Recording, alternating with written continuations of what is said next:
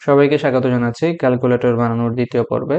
তো প্রথম পর্বটাতে আমরা দেখেছিলাম কিভাবে আসলে এরকম একটা ব্যাকআপটা টাইপের ক্যালকুলেটর বানাইতে হয়। তো আজকে আমরা দেখবো যে এটাতে আমরা সিএসএস ব্যবহার করে কিভাবে একটা ক্যালকুলেটরের শেপে নিয়ে আসতে পারি। লাইক আসলে একটা সিম্পল ক্যালকুলেটর দেখতে যেরকম হয় আমরা সেরকম একটা শেপে নিয়ে আসবো। সো চলুন শুরু করা যাক। তো প্রথমে আমরা চলে যাচ্ছি কোড এডিটরে। তো কোড এডিটরে যাওয়ার পর এখান থেকে স্টাইল ডট সিএসএস যে ফাইলটা তৈরি করেছিলাম আমরা প্রথমে এটার কাছে চলে যাব। দেন আমরা এটাকে একটু সাইজ করে নিব যেন আমরা যে কোডগুলা করব সেই কোডগুলা সরাসরি আমরা আউটপুটগুলো দেখতে পারি। সো এই জন্য আমরা বাঁ পাশে রেখে দিচ্ছি আমাদের কোড এডিটরকে, ডান পাশে রেখে দিচ্ছি ব্রাউজারকে। তো এখন আমরা এখানে বাঁ পাশে যে কোডগুলা করব সেই কোডগুলার মানে লাইভ আসলে আপডেটগুলা আমরা এই যে ডান পাশেই দেখতে পারবো, আমাদের বারবার এটা চেঞ্জ করে দেখতে হবে না। ওকে। তো আমরা সিএসএস এ আসার পর আমরা পুরো বডিটাকে আগে ধরে নিব, ঠিক আছে? আমরা এটার পুরো বডিটাকে ধরে দেন আমরা চাচ্ছি যে এটার মধ্যে ডিফল্ট কোনো মার্জিন বা ডিফল্ট কোনো প্যাডিং যেন না থাকে, তাই আমরা এটার মার্জিন ও প্যাডিং আমরা দুইটাকেই 0 করে দিব।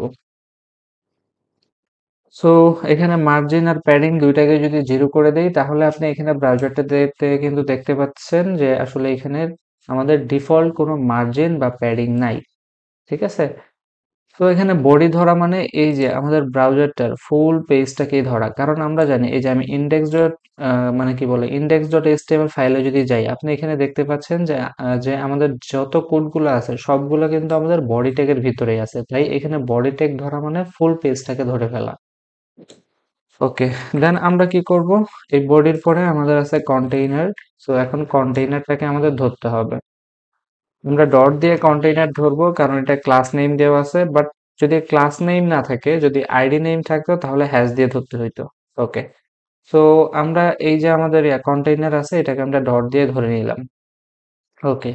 তো তারপরে চাচ্ছি আমরা হচ্ছে এটার একটা উইডথ সেট করব, width। সো আমরা চাচ্ছি 300 পিএক্স এর একটা উইডথ দিব, একটা হাইট সেট করতে পারি। সো এটার হাইটটা আমরা অটো করে দিতে পারি।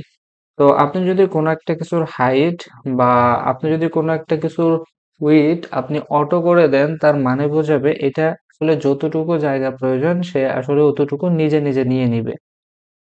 তাই আমি এখানে হাইটটাকে করে দিচ্ছি অটো, মানে আসলে এটার যতটুকু জায়গা দরকার অতটুকু সে নিয়ে নিবে। ওকে। দেন আমি একটা বর্ডার সেট করতে চাচ্ছি, ঠিক আছে? এটা 2px এর বর্ডার হবে এন্ড সলিড টাইপের বর্ডার হবে এন্ড ব্ল্যাক কালারের একটা বর্ডার হবে। So this is the border. Then আমরা এটাকে যেটা করব, আমরা এটাকে একটু মাঝ বরাবর নিয়ে আসতে চাই। তো আমরা চাচ্ছি যে এইটার অ্যাকচুয়ালি উপরে নিচে আমরা 100 px এর মার্জিন করব এন্ড আমরা ডানে বামে করে দিব অটো। তো ডানে বামে যদি আমরা অটো করে দেই তাহলে এটা ডান পাশে মানে ডান বা পাশ থেকে এটা মাঝখানে চলে যাবে। এখানে দেখতে পাচ্ছেন এটা মাঝখানে চলে গেছে। দেন আমরা চাচ্ছি এটার চারপাশে একটু প্যাডিং হোক। সো আমরা এখানে 10 px এর প্যাডিং ইউজ করলাম, তাহলে দেখবেন এই যে চারপাশে একটু জায়গা হয়ে গেছে। দেন আমরা চাচ্ছি এইটার এই যে এখানে দেখেন চারটা কোণা একটু চোখা চোখা টাইপ আছে, আমরা এদেরকে একটু গোলগাল করতে চাই। সো গোলগাল করার জন্য আমাদের ইউজ করতে হবে বর্ডার রেডিয়াস। সো আমরা বর্ডার রেডিয়াস হিসেবে 15 px যদি ইউজ করি তাহলে এটা একটু গোলগাল হয়ে যাচ্ছে, ঠিক আছে? ওকে। তো তারপরে এখন আমাদের ডিসপ্লে নিয়ে কাজ হবে, এটার কাজ আমাদের মোটামুটি শেষ। তো এখন আমরা ডিসপ্লে নিয়ে কাজ করি, এটার পরে যে ডিসপ্লে আছে। সো ফার্স্ট অফ অল আমাদের ডিসপ্লেটাকে ধরতে হবে। তো আমাদের ডিসপ্লে তো আসলে কন্টেইনারের ভিতরে আছে, তাই না? তাই আমাদের হচ্ছে আগে কন্টেইনার ধরতে হবে, তারপরে আমাদের এই যে ডিসপ্লেটাকে ধরতে হবে। তো আমরা ডিসপ্লেটাকেও ডট দিয়ে ধরবো কারণ আমাদের এখানে ডিসপ্লেটাকেও আমরা আসলে ক্লাস দিয়ে এটাকে মানে কি বলে ডিসপ্লেটাকে আমরা ক্লাস দিয়ে বানিয়েছি, তাই আমরা এটাকেও ডট দিয়ে ধরবো। ওকে। তো আমরা এখানে ডিসপ্লেটাকেও ডট দিয়ে ধরলাম। দেন আমরা কি করব, ডিসপ্লে আসলে কতটুকু জায়গা নিচ্ছে সেটা বোঝার জন্য একটা বর্ডার সেট করতে পারি। লাইক আমরা 2px এর একটা বর্ডার নিলাম এন্ড এটা আমরা ব্ল্যাক কালারের একটা বর্ডার নিলাম। তো ব্ল্যাক কালারের বর্ডার নিলে তাহলে এখন দেখা যাচ্ছে যে এটা কতটুকু জায়গা নিচ্ছে চারদিকে। এন্ড আমি এখানে বর্ডার রেডিয়াস করতে পারি। এখানে সাপোজ আমি 10 px এর করছি বর্ডার রেডিয়াস, তাহলে গোলগাল হয়ে যাবে চারপাশে। দেন আমি একটু প্যাডিং করতে যাচ্ছি। সো এই প্যাডিংটার আমি চাচ্ছি যে এটার আসলে উপরে নিচে 1 px এর প্যাডিং হবে এন্ড ডানে বামে আমাদের 2 px এর প্যাডিং হবে। আমরা এতটুকু করলে তাহলে দেখবেন যে এটা হচ্ছে এই যে একটু করে এখানে প্যাডিং হয়ে গেছে। আচ্ছা, তারপরে এইটার কাজ আমাদের এতটুকুই থাক, দরকার নাই। দেন আমরা কন্টেইনার ধরবো। ডিসপ্লের ভিতরে যে আমাদের আসলে ইনপুট ফিল্ড আছে, এই দেখেন ডিসপ্লের ভিতরে যে আমাদের ইনপুট ফিল্ড আছে, যেটা আমাদের মেইন ডিসপ্লে, এটাকে আমরা প্রথমে ধরবো এখন। এই ধরলাম।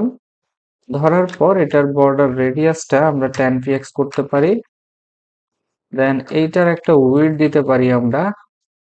আমরা এটার 100% যদি উইডথ দিয়ে দিই, তাহলে এটা একদম হচ্ছে পুরোটা কভার করে নিবে।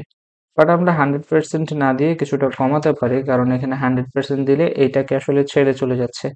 তাই আমরা 97 দিতে পারি, আর 97 দিলে এটা ঠিকঠাক আছে। দেন দেন আমরা আবার যদি একটু ডিসপ্লের কাছে চলে যাই, আমরা হচ্ছে এইটার ডিসপ্লেটাকে ফ্ল্যাক্স করব। অ্যান্ড তো আসলে ফ্ল্যাক্স দিয়ে কি করতে হয় আশা করি সেটা সবাই জানেন, এটা না জানার বিষয় না। তাই আর আমি ফ্ল্যাক্স সম্পর্কে বিস্তারিত বলছি না। ডিসপ্লে ফ্ল্যাক্স করলে আমরা কি করতে পারি, জাস্টিফাইং কন্টেন্ট ইউজ করি, তারপরে আমরা আসলে ডিসপ্লেকে গ্রিড কেন ব্যবহার করি, এগুলো আশা করি সবাই জানেন। ওকে, তো তারপরে এটার মধ্যে জাস্টিফাই কন্টেন্ট আমরা সেন্টার করব, সেন্টার। সেই সাথে এইটার আসলে অ্যালাইন আইটেমটাকেও আমরা সেন্টার করব। ওকে, আমরা দুইটাকে সেন্টার করে দিলাম। দেন আমাদের ইনপুটটার মধ্যে আমরা চাচ্ছি এটার একটা হাইট থাকবে। সো আমরা এটার হাইট হিসেবে নিলাম ধরেন। আচ্ছা, আমরা চাচ্ছি এটার একটা হাইট থাকবে। আমরা হাইট হিসেবে 50 px নিতে পারি, তাহলে এটা সুন্দর একটা, মানে সুন্দর একটা হাইট দিয়ে দিবে। তারপরে এটার ফন্ট সাইজ আমরা দিব। আমরা ফন্ট সাইজ হিসেবে সাপোজ ধরেন যে এখানে 30 px নিতে পারি। 30 px নিলে এটা মোটামুটি বড় হয়ে যাচ্ছে, কিন্তু আমরা 40 নিই, 40 নিলে এটা কিন্তু আরো বড় হয়ে যাবে। ওকে, দেন এটা জাস্টিফাই কন্টেন্টের কথা যদি আমরা বলি, জাস্টিফাই কন্টেন্টটা হবে ইঞ্চ, ঠিক আছে, মানে লাস্টে চলে যাবে আর কি। জাস্ট, ও আচ্ছা, এটা জাস্টিফাই কন্টেন্ট কিন্তু আমাদের সবসময় কাজ করবে না। বা যদি আমরা জাস্টিফাই কন্টেন্টকে কাজ করাতে চাই, তাহলে সেক্ষেত্রে আমাদের ডিসপ্লে ইউজ করতে হবে। ডিসপ্লে যদি আমরা ব্যবহার না করি, তাহলে সেক্ষেত্রে জাস্টিফাই কন্টেন্ট কাজ করবে না। তাই আমরা প্রথমে ডিসপ্লেটাকে ফ্ল্যাক্স করে নিলাম। ফ্ল্যাক্স করা হয়ে গেলে তারপরে আমরা জাস্টিফাই কন্টেন্ট যদি এখন আমরা এটাকে ইন্ট করে দিই, তাহলে দেখবেন এটা ডান পাশে চলে যাবে। কিন্তু এটা ডান পাশে যাচ্ছে না, কেন যাচ্ছে না? কারণটা হচ্ছে, ও আচ্ছা, এখানে জাস্টিফাই কন্টেন্ট আমরা যদি ব্যবহার করি তাহলে হবে না, এখানে আমাদের ইউজ করতে হবে টেক্সট অ্যালাইন। এই যে এখানে টেক্সট অ্যালাইন আমরা সেন্টার করব, তাইলে এটা ডান পাশে আচ্ছা, সেন্টার করলে তো মাঝখানে চলে যাবে, এটাকে আমরা ইন্ট করব, তাইলে ডান পাশে চলে যাবে। এন্ড আমরা এই যে আমাদের ইনপুট ফিল্ড আছে, এটার কোনো বর্ডার বা কোনো আউটলাইন চাচ্ছি না, তাই এটাকে নান করে দেব। সেই সাথে এটার আউটলাইনটাকেও নান করে দেব। তো দুইটাকেই নান করে দেওয়ার পর সুন্দর একটা সিস্টেমে চলে আসছে।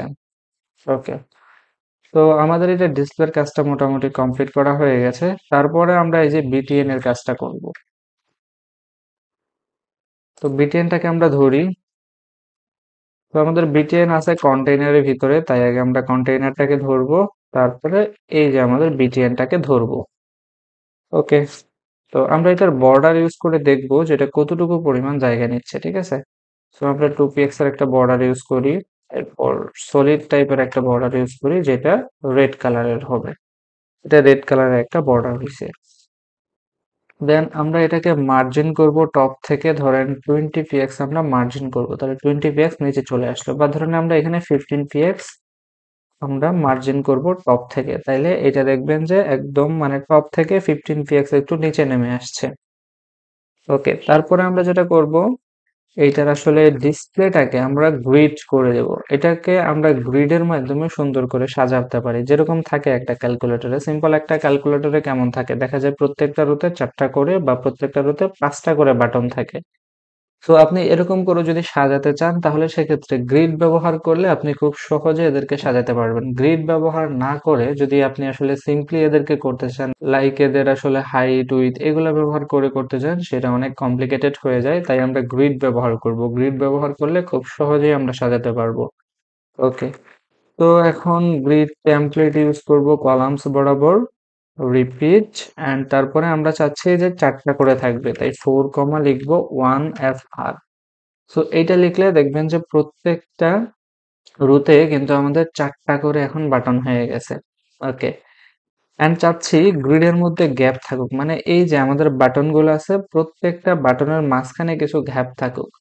তো আমরা প্রত্যেকটা বাটনের মাঝখানে যদি গ্যাপ দিতে চাই তাহলে সেক্ষেত্রে গ্রিড গ্যাপ ইউজ করতে হবে। এন্ড আমরা সাপোজ 10 px এর গ্যাপ ইউজ করব, তাহলে দেখবেন প্রত্যেকটা বাটনের মাঝখানে 10 px এর গ্যাপ হয়ে গেছে। বা ধরুন আমরা এখানে 12 px এর গ্যাপ ইউজ করছি, তাহলে এখানে প্রত্যেকটা বাটনের কিন্তু মাঝখানে 12 px এর গ্যাপ হয়ে যাবে। ওকে, তো আমরা যেখানটাতে ছিলাম, যে এই যে আমাদের গ্রিড গ্যাপ ইউজ করলাম, গ্রিড গ্যাপ ইউজ করলে তাহলে প্রত্যেকটা বাটনের মাঝখানে এই যে গ্যাপ হয়ে গেছে। ওকে, তো তারপরে আমরা যেটা করব, এই যে বাটনের ভিতরে আমাদের যে আসলে ইনপুট টাইপের বাটন গুলো আছে এগুলাকে ধরবো, ডট বিটিএন, এন্ড তারপরে আছে আমাদের ইনপুট। ওকে, তো আমরা এটাকে ধরবো এন্ড আমরা এদের হাইট ইউজ করতে যাচ্ছি, আমরা চাচ্ছি এদের 50 px করে হাইট হবে। এন্ড তাইলে সুন্দর একটা হাইট হয়ে গেছে।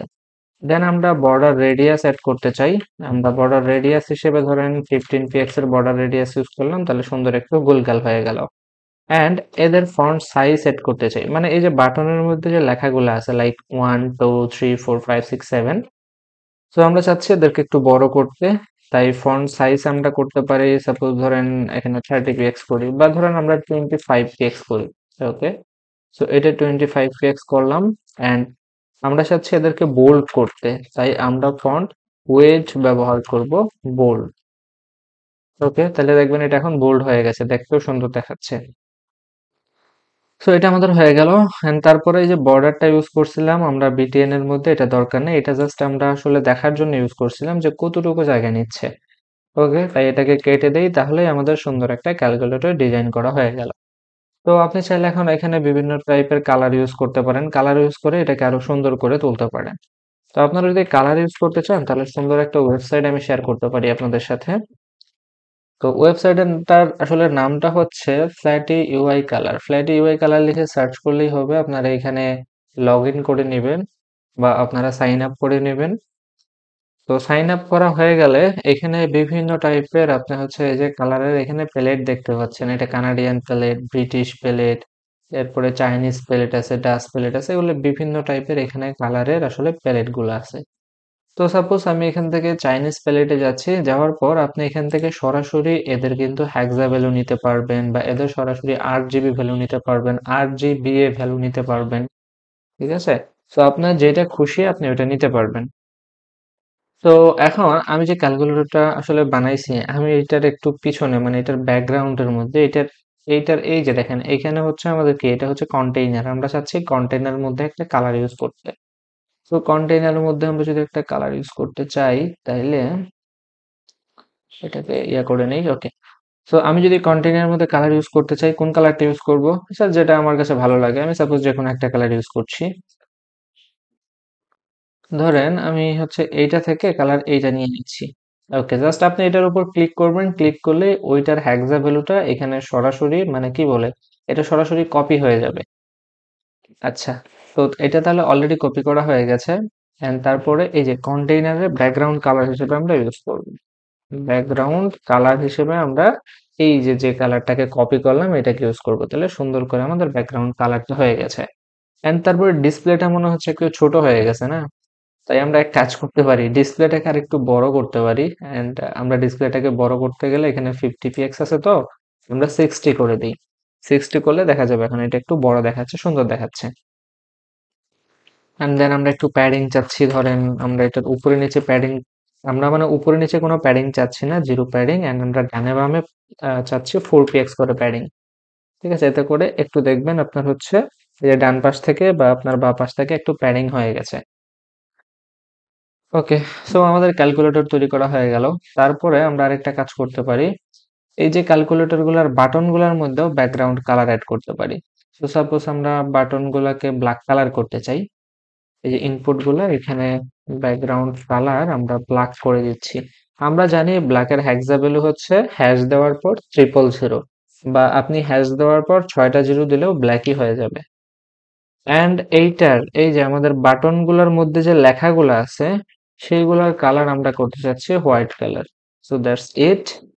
অ্যান্ড তারপরে আমরা বর্ডার, এই যে আমরা কোনো বর্ডার চাচ্ছি না, বর্ডার নান করলাম, সেই সাথে এটার মধ্যে কোনো আউটলাইনও চাচ্ছি না, তাই আউটলাইনকেও নান করে দিলাম। তো তাইলে সুন্দর একটা ক্যালকুলেটর হয়ে যাচ্ছে। বাট হচ্ছে আমরা চাচ্ছি যে এই যে আমাদের বাটন গুলা আছে এগুলার আসলে বর্ডার গুলা যেন একটু শো করে, বা এখানে বক্স শ্যাডো ইউজ করতে চাচ্ছি যেন বোঝা যায়। তাই আমরা যেটা করব, বাটনে আইসা বক্স শ্যাডো ইউজ করতে পারি। এখানে বক্স শ্যাডো হিসেবে আমরা 2px, 2px, 5px and white colour সরাসরি দিব না, না হ্যাঁ। তো আমরা হোয়াইট কালার সরাসরি দিব না, আমরা হোয়াইট কালারকে একটু চেঞ্জ করে দিতে পারি, লাইক এটাকে একটু হচ্ছে কমাই দিলাম আর কি, হোয়াইট কালারের যে অপাসিটি এটাকে কমাই দিলাম, তাহলে এখন বোঝা যাচ্ছে। তো এটা করলে দেখেন যে প্রত্যেকটা বাটনের ডান পাশে ও নিচের পাশে কিন্তু একটা শ্যাডো হয়ে গেছে। তো আমরা চাচ্ছি যে এটার চারপাশেই যেন এরকম করে শ্যাডো হয়। তো চারপাশে করার জন্য জাস্ট আপনি কমা দিবেন অ্যান্ড এটাকেই আপনি আবার কপি করবেন।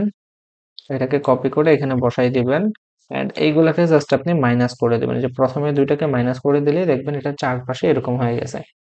সো এখন সুন্দর একটা ক্যালকুলেটর হয়ে গেছে আমাদের।